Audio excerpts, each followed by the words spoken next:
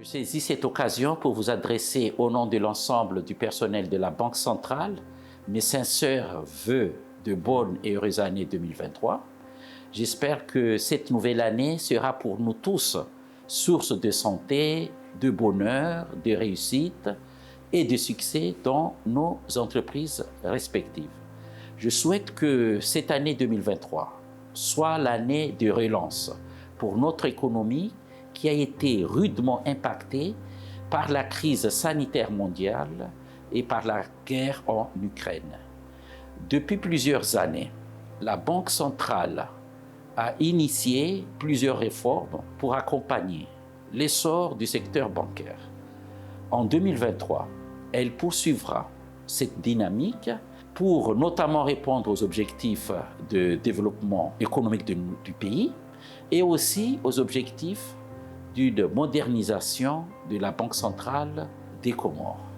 L'année 2023 va être une année de mise en place des nouveaux instruments de politique monétaire, notamment la création d'un marché de titres et aussi une année d'inclusion financière et d'augmentation du taux de bancarisation, actuellement estimé à seulement 24%. Parmi les grands chantiers retenus, et dont certains ont déjà été initiés au sein de la Banque centrale, on note la révision de certains textes réglementaires, notamment les statuts de la Banque centrale et son règlement intérieur, la recherche de solutions pérennes aux institutions financières en difficulté et le renforcement du cadre législatif et réglementaire de résolution des crises bancaires. Il y a aussi la résolution des problèmes de créances douteuses au sein du système bancaire, la modernisation du système national de paiement afin de permettre notamment l'augmentation de l'inclusion financière. Et pour la première fois dans l'histoire de la Banque centrale des Comores, nous allons en 2023 moderniser notre politique monétaire par la création des marchés interbancaires et la création des marchés de titres publics.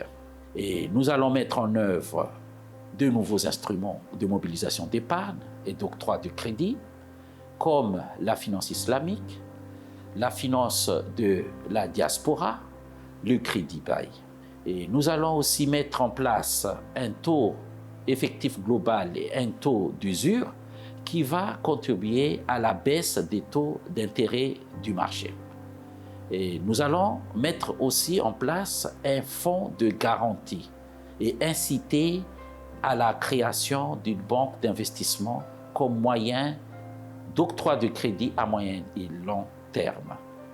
Et enfin, nous allons renforcer le dispositif national de lutte contre le blanchiment des capitaux et le financement du terrorisme. En interne, la Banque centrale se modernise et continuera son chantier de modernisation par le renforcement de la transparence avec la mise en place d'un plan de communication adapté en se référant aux bonnes pratiques des autres banques centrales, l'opérationnalisation du centre de formation bancaire et la mise en place d'un centre de documentation. Il y aura la mise en place d'un archivage électronique, la réalisation des travaux de réhabilitation de notre agence à Anjouan pour répondre à l'augmentation des activités économiques et fiduciaires dans cette île. Et il y aura l'acquisition des nouvelles machines de tri automatique pour nos billets de banque. Je saisis cette opportunité pour renouveler mes sincères remerciements à l'ensemble de nos partenaires qui apportent leur appui financier et technique en accompagnant la Banque centrale dans la mise en place de nos différents projets.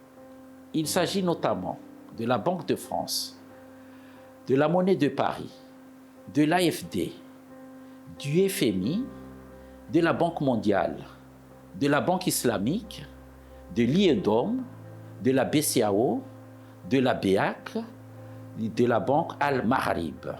Je vous souhaite à tous une bonne et heureuse année 2023. Mwaha Mwema.